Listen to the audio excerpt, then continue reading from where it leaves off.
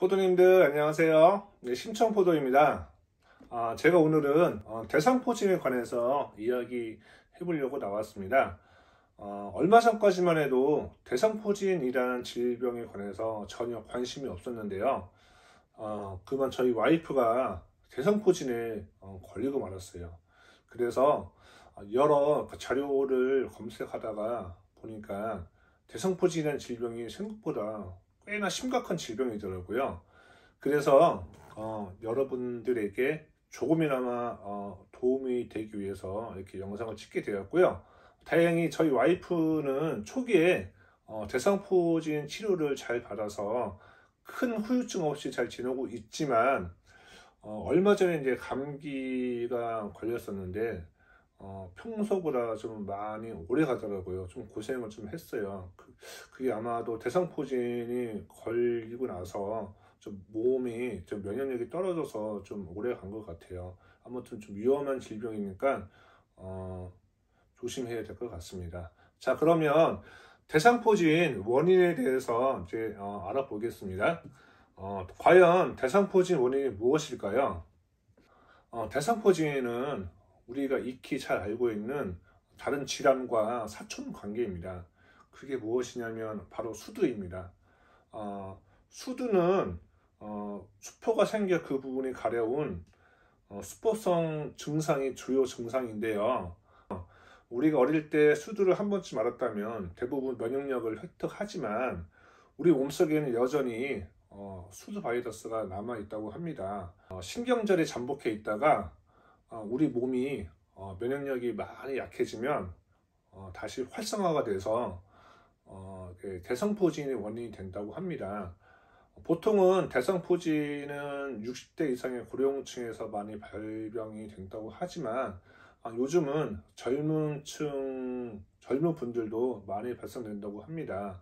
대부분은 과도한 업무로 인한 스트레스, 면역력이 떨어져서 대상포진이 발병된다고 하고요.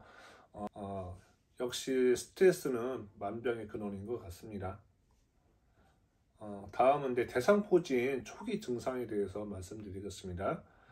4, 5일 전부터 전조 증상이 발생한다고 하고요. 대표적으로 감기 증상하고 거의 똑같이 온다고 합니다.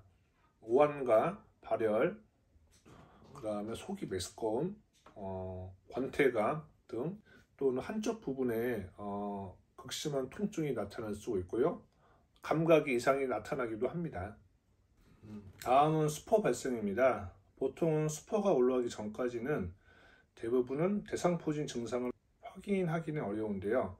수포로 발진이 나타나기 전부터 피로로 인한 단순 피부병이 발생되어 통증이 발생하는 것으로 생각하기 때문에 그냥 지나치는 경우가 있는데요. 나중에 증세를 악화시키는 원인이 되기도 합니다. 발진은 몸 중앙에서 한쪽 방향으로만 나타나는 편측성 발진으로 나타나고 신경절을 따라 진행하며 띠 모양의 홍반구진 반점이 나타납니다.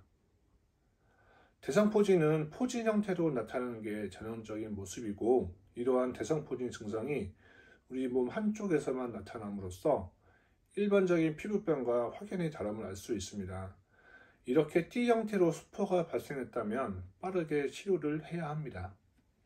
대상포진 발현은 우리 몸 여러 군데에서 나타나는데요. 눈, 얼굴, 등, 배, 목, 다리 등 다양한 곳에서 발현이 되는데요.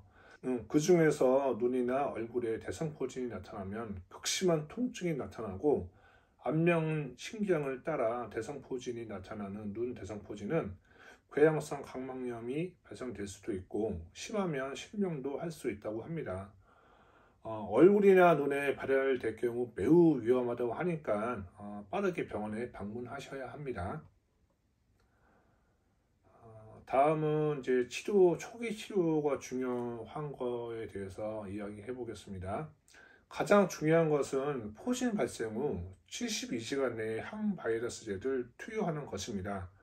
항바이러스제 투여 시 대상포진 후 신경통 등의 합병증을 효과적으로 감소할 수 있고 적절한 시기에 치료를 못 받았거나 본인의 면역력이 너무 떨어져 있을 경우 주로는 고령층이나 기저질환이 있는 분들은 거의 평생 동안 해당 부위의 신경통을 호소하고 산통보다 심한 고통이 동반된다고 합니다.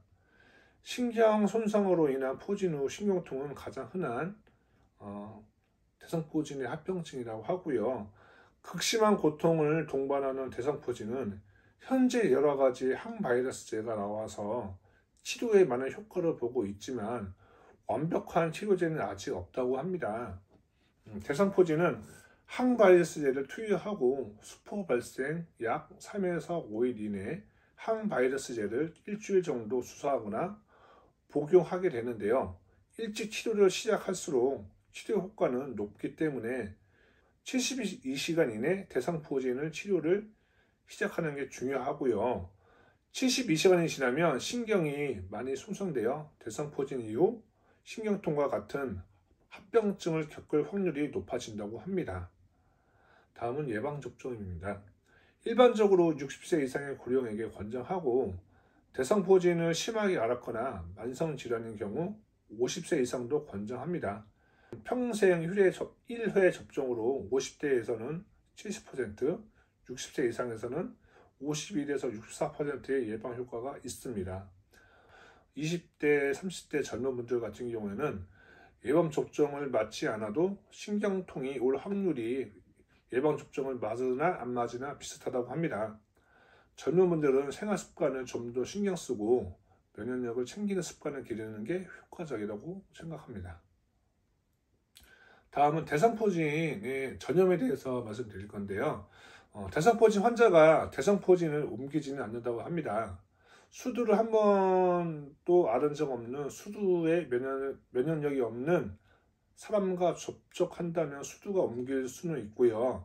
가족 중에 대상포진 환자가 있다면 같은 성인끼리는 특별히 격리가 필요하지 않지만 예방접종을 맞지 않았거나 수두에 걸리지 않았던 이형유아가 있다면 격리가 꼭 필요합니다.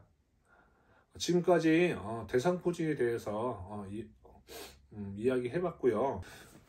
요즘 같은 코로나 시대로 많이 힘들지만 언젠가는 꼭 다시 예전처럼 돌아올 거라 생각합니다.